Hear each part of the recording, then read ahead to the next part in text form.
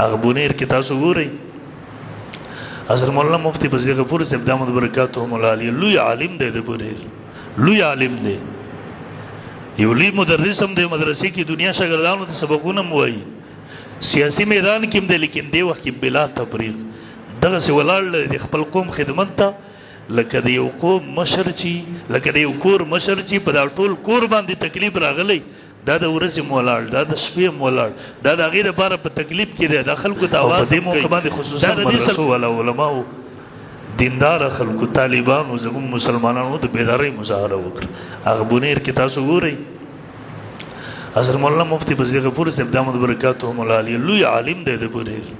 لوی عالم دی یو لوی مدرس هم دی مدرسې کې دنیا شاګردانو ته سبقونه هم وایي سیاسي میدان کې هم دی لیکن دی وخت کې بلا تفریق دغسې ولاړ د خپل قوم خدمت ته لکه د یو قوم مشر چې لکه د یو کور مشر چې په دا ټول کور باندې تکلیف راغلی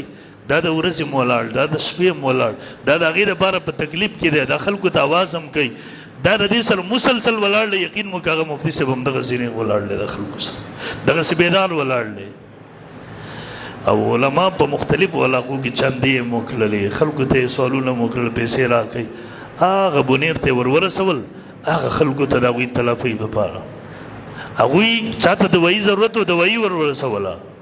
د چا کورونه که وران شوي وو هغوی ته یې راشن هم ورسول هغوی ته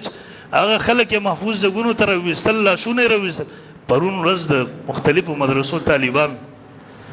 د مختلفو مدرسو طالبان 300 زره پورې هغوی د ځان سره اخیستي دي هغه کورونه چې د خټو نه ډک دي د خاورو نه او کورونو ته څوک نشي ورتلی دوکانونو ته نشي ورتلی مارکیټونو ته نشي لس شل سال طالبان یو دوکان ته یو کور ته ورلېږلي دي پرون یې هغه خلکو له جوماتونه صفا کړه کورونه یې صفا کړه مدرسې د هغوی کوڅې یې صفا کړلې چا پسې چې موږ ټول عمر کنځل کول هغه خلکو کردار په دې وخت کې دا دی یو عالم یو طالب نه معمولي کمزوري وشي دا منافقه میډیا هغه څومره په سر باندې راواخلي اوله مدرسه کې دا کېږي اله ملا دا چل وکړو طالب هغه منافقه میډیا نن د عالم او د طالب او د مدرسې په دغه کردار باندې خاموشه ده دغه منافقه میډیا معمولي یو کمزوري په تعلیم ملا مدرسه کې وګوري بې څه حالت راغستی لیکن پرون تاسو کتلی دي طالبانو وایي کور شګې راویستلې یو طالب پکې 15 تولې سونه بیا منتله هغه جب کې اچولی شوله لیکن هغې راواغستله هغه د کور مالکان معلوم کړل هغوی ته یې ورسول آیا په دې وخت کې څوک د دې ثبوت پیش کولی شي الحمدلله علما ورته ولاړ دي هغه قوم مفتي فضل غفور صاحب چې د هغوی خدمت ته ولاړ دی همدا قوم دی چې کله د الیکشن وخت و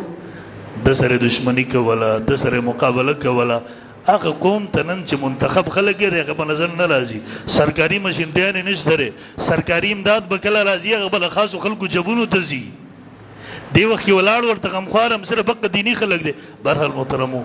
مونږ تاسو ته د یو بل غمخواري پکار ده په دې وخت کې الله ته توجه کول پکار دي خپلو حالاتو باندې هغه پښیمانه کېدل پکار دي احتساب کول پکار دي د خپلو هغه رونو سره چې په هغوی باندې په دې وخت کې تکلیف دی مشکل دی د خپل رور هغه مونږ او تاسو رونه یې وګڼو د څومره پورې کېدی شي په دې وخت کې مونږ خپل ځان خپل ضرورتونه خپل هغه د ضرورت نه زیاتي څیزونه دا چې راواخلو دا ټول هغه متاثرینو ته ولېږو چې نن د چت نه محرومه دي نن هغوی ته خوراک څه نه میلاویږي نن هغه خلک د کاڼو د لاندې دي لاسونو پتې نه لګېږي چې موږ تاسو له هغوی سهاره وګرځېږو الله رب ذوالجلال دې زموږ په قوم په ټولو مسلمانانو خصوصا په پښتون قوم باندې رحم وکړي چې موږ د دغه مشکلاتو نه وځو واخر دعوانا الحمدلله